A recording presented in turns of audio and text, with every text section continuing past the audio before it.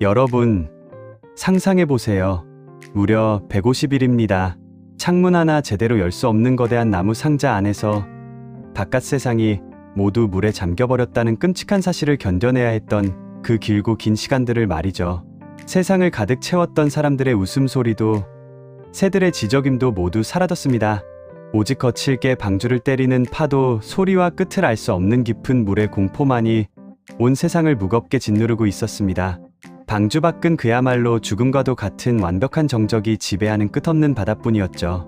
방주 안의 상황도 녹록지 않았습니다. 수많은 동물들의 숨소리와 요동치는 배 안에서 노아의 가족들은 하루하루 불안과 싸워야 했습니다.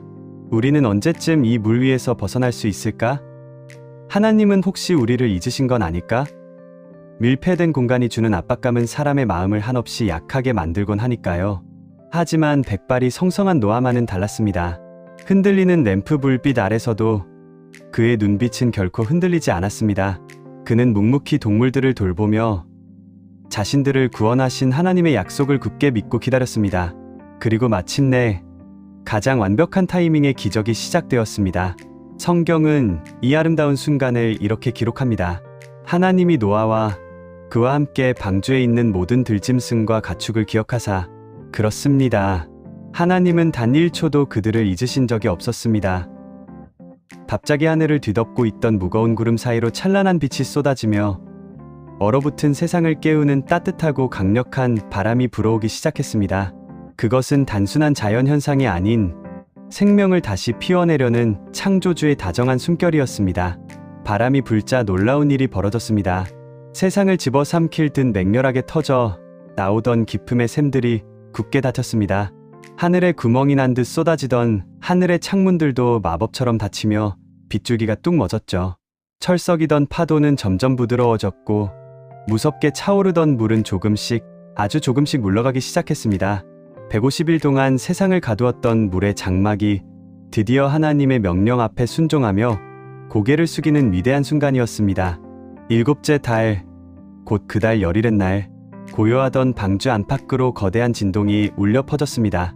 쿵 하는 둔탁하고도 묵직한 소리.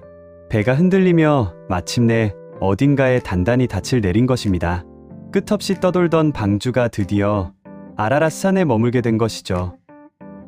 쉴 곳 없이 흔들리던 방주가 든든한 바위 위에 멈춰 섰을 때 노아와 가족들의 가슴은 얼마나 거세게 뛰었을까요? 시간은 계속 흘렀습니다.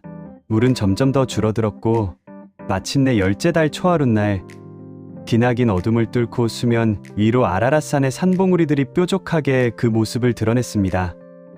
뜻없는 바다뿐이던 절망의 시야에 흙과 바위가 보이기 시작한 것입니다. 그것은 새로운 세상이 곧 다시 열릴 것이라는 하나님이 보내신 가슴 벅찬 희망의 예고편이었습니다. 산봉우리가 보이고 나서도 노아는 섣불리 움직이지 않았습니다. 그는 무려 40일을 더 인내하며 묵묵히 기다렸습니다. 하나님의 완벽한 때를 아는 자만이 가질 수 있는 위대한 기다림이었죠. 마침내 40일이 지나고 노아는 방주 위쪽에 내었던 작은 창문을 조심스럽게 열었습니다. 끼익하는 소리와 함께 열린 창문 틈으로 1년 가까이 맡아보지 못했던 상쾌한 바깥 공기와 눈부신 햇빛이 쏟아져 들어왔습니다. 노아는 세상의 물이 얼마나 말랐는지 확인하기 위해 먼저 짙은 흑빛 깃털을 가진 까마귀를 창밖으로 날려보냈습니다. 가서 땅이 얼마나 드러났는지 보고 오렴. 힘차게 날아오른 까마귀는 넓은 하늘을 빙빙 돌았습니다. 하지만 까마귀는 땅이 마를 때까지 방주로 온전히 돌아오지 않고 이리저리 물 위를 왕래할 뿐이었습니다. 부패한 것들을 먹을 수 있는 까마귀의 특성상 아직 온전한 생명의 소식을 전해주기엔 역부족이었죠. 그래서 노아는 결단을 내립니다. 이번에는 가장 순결하고 땅에 살기를 좋아하는 새, 하얀 비둘기를 내보내기로 한 것입니다. 노아의 거칠고 따뜻한 손을 떠난 비둘기는 푸른 하늘을 향해 날아올랐습니다. 부디 우리에게 기쁜 소식을 물어다 주렴. 노아와 가족들은 숨을 죽인 채 창밖으로 멀어지는 작은 하얀 점을 간절한 마음으로 지켜보았습니다. 하지만 안타깝게도 온 지면에 아직 물이 가득했습니다. 연약한 비둘기의 발바닥이 쉴만한 흙 한 줌, 나무 한 그루가 보이지 않았죠. 결국 하루 종일 날갯짓에 지친 비둘기는 어깨가 축 처진 채 다시 방주로 돌아왔습니다. 실망할 법도 한데 노아는 창밖으로 다정하게 손을 내밀어 지친 비둘기를 조심스레 방주 안으로 받아들였습니다. 괜찮단다. 아직은 때가 아닌가 보구나. 노아는 실망하지 않고 다시 7일을 더 묵묵히 기다렸습니다. 일주일의 시간이 흐르고 노아는 다시 비둘기를 날려보냈습니다. 해가 뉘엿뉘엿 지고 세상이 붉게 물드는 저녁 무렵이 되었습니다. 창밖을 서성이던 노아의 눈이 동그랗게 커졌습니다. 저 멀리서 비둘기가 날아오고 있었기 때문입니다. 그런데 비둘기의 부리에는 이전에는 없던 무언가가 물려 있었습니다. 그것은 바로 방금 막 꺾은 듯 생명력이 넘치는 싱그러운 초록빛 밤남나무새 잎사귀였습니다. 물이 말랐다. 땅에 다시 생명이 자라나고 있어. 비둘기가 물어온 작은 잎사귀 하나는 단순한 식물이 아니었습니다. 그것은 하나님의 진노가 끝났고 생명이 다시 시작되었다는 가장 확실하고 눈부신 증거였습니다. 방주 안은 환희의 눈물과 기쁨으로 가득 찼습니다. 그리고 노아는 7일을 더 기다려 비둘기를 다시 내보냈고 비둘기는 다시는 돌아오지 않았습니다.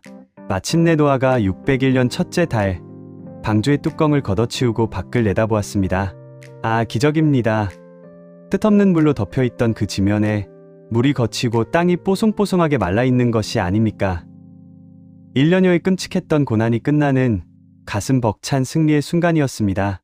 땅이 완전히 말랐음을 확인하고도 노아는 함부로 방주 밖으로 뛰쳐나가지 않았습니다. 그는 들어갈 때와 마찬가지로 나올 때에도 오직 하나님의 말씀만을 기다렸습니다. 마침내 1년이 넘는 기나긴 침묵을 깨고 하늘에서 다시 한번 창조주의 다정한 음성이 울려 퍼졌습니다. 너는 내 아내와 내 아들들과 내 며느리들과 함께 방주에서 나오고 너와 함께한 모든 혈육 있는 생물 곧 새와 가축과 땅에 기는 모든 것을 다 이끌어내라. 이것들이 땅에서 생육하고 땅에서 번성하리라. 그 명령이 떨어지자 굳게 닫혀있던 방주의 거대한 문이 천천히 열리기 시작했습니다. 방주 문이 열리고 쏟아지는 눈부신 햇살을 받으며 노아와 그의 가족들이 드디어 마른 땅에 첫 발을 내디뎠습니다. 발끝에 닿는 단단한 흙의 감촉. 그것은 단순한 흙이 아니라 기적이자 생명이었습니다. 가족들은 땅에 주저앉아 흙을 어루만지며 왈칵 울음을 터뜨렸습니다. 그들의 뒤를 이어 1년 넘게 갇혀있던 수많은 동물들이 환희에 찬 울음소리를 내며 방주 밖으로 쏟아져 나왔습니다. 새들은 자유롭게 하늘로 날아오르고 짐승들은 넓은 들판을 향해 힘차게 달려나갔습니다. 죽음의 물이 휩쓸고 간 자리에 다시 생명의 맥박이 뛰기 시작한 것입니다. 방주에서 나온 노아가 가장 먼저 한 일은 무엇이었을까요? 무너진 집을 다시 짓는 일도 당장 먹을 농사를 시작하는 일도 아니었습니다. 그는 곧바로 크고 단단한 돌들을 모아 여호와를 위하여 제단을 쌓기 시작했습니다. 자신들을 그 무서운 심판 가운데서 구원해 주신 하나님의 은혜에 온 마음을 다해 감사하고 싶었기 때문입니다. 노아는 모든 정결한 짐승과 정결한 새 중에서 제물을 취하여 제단 위에 번제로 드렸습니다. 타닥타닥 타오르는 제단의 불꽃 위로 노아와 가족들의 뜨거운 감사와 눈물이 담긴 향기가 하늘을 향해 피어올랐습니다. 그것은 죄로 얼룩졌던 세상이 물로 씻겨진 후 새롭게 거듭난 인류가 창조주께 올리는 첫 번째 예배였습니다. 여호와 하나님께서는 그 부드럽고 향기로운 제물의 냄새를 흠양하셨습니다. 노아의 진심 어린 감사가 하나님의 마음을 깊이 어루만진 것입니다. 그 향기를 맡으신 하나님은 마음속으로 위대한 결심을 하십니다. 내가 다시는 사람으로 말미암아 땅을 저주하지 아니하리니 이는 사람의 마음이 계획하는 바가 어려서부터 악함이라. 내가 전에 행한 것 같이 모든 생물을 다시 멸하지 아니하리라. 사람의 본성이 연약하여 또다시 죄를 짓는다 할지라도 다시는 전 지구적인 홍수로 모든 생명을 쓸어버리지는 않으시겠다는 무한한 긍휼과 사랑의 선언이었습니다. 하나님은 노아에게 영원토록 변치 않을 위대한 약속을 주십니다. 땅이 있을 동안에는 심음과 거둠과 추위와 더위와 여름과 겨울과 낮과 밤이 쉬지 아니하리라. 여러분, 오늘 우리가 당연하게 누리는 따뜻한 봄날과 시원한 가을바람, 그리고 편안히 잠들 수 있는 고요한 밤은 그저 우연히 반복되는 자연 현상이 아닙니다. 그것은 방주에서 나온 노아에게 주셨던 창조주의 그 따뜻한 약속이 수천 년이 지난 지금 이 순간까지도 우리를 위해 쉬지 않고 일하고 계시다는 가슴 벅찬 증거랍니다. 이제 하나님은 노아와 그의 아들들에게 직접 복을 내려주십니다. 태초에 아담에게 주셨던 그 위대한 축복, 생육하고 번성하여 땅에 충만하라는 명령을 새 인류인 노아의 가족에게 다시 위임하신 것입니다. 하지만 홍수 이후의 세상은 조금 달라졌습니다. 땅의 모든 짐승과 공중의 새, 바다의 물고기들이 사람을 두려워하고 무서워하게 될 것이라고 하셨습니다. 모든 생물이 사람의 손에 맡겨진 것이죠. 또한 하나님은 새로운 식물을 허락하셨습니다. 모든 산 동물은 너희 먹을 것이 될지라. 채소같이 내가 이것을 다 너희에게 주노라. 하지만 여기에는 아주 엄격하고 중요한 한 가지 규칙이 있었습니다. 그러나 고기를 그 생명되는 피째 먹지 말 것이니라. 피는 곧 생명이며 생명의 주관자는 오직 하나님 한 분뿐이심을 결코 잊지 말라는 경고였습니다. 사람의 피를 흘리게 하는 자는 그 사람의 피도 흘릴 것이니 이는 하나님이 자기 형상대로 사람을 지으셨기 때문이라는 생명 존중의 위대한 선언이었죠. 생명에 대한 규례를 말씀하신 후 하나님은 노아와 그의 아들들 그리고 방주에서 나온 모든 생물들과 영원한 언약을 맺으십니다. 내가 너희와 언약을 세우리니 다시는 모든 생물을 홍수로 멸하지 아니할 것이라. 땅을 멸할 홍수가 다시 있지 아니하리라. 다시는 물로 온 세상을 심판하지 않겠다는 이 완벽한 구원의 약속. 하지만 트라우마에 시달리던 노아와 가족들은 앞으로 비구름만 몰려와도 가슴이 철렁 내려앉지 않았을까요? 하나님은 그들의 연약한 두려움까지도 섬세하게 아셨습니다. 그래서 눈에 보이는 확실한 징표를 하늘에 새겨주십니다.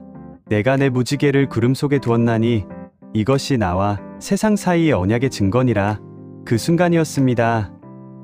비가 그치고 아직 물기가 남아있던 맑은 하늘 위로 사람의 손으로는 결코 그려낼 수 없는 거대하고 눈부신 7가지 색의 다리가 하늘을 가로질러 찬란하게 피어올랐습니다.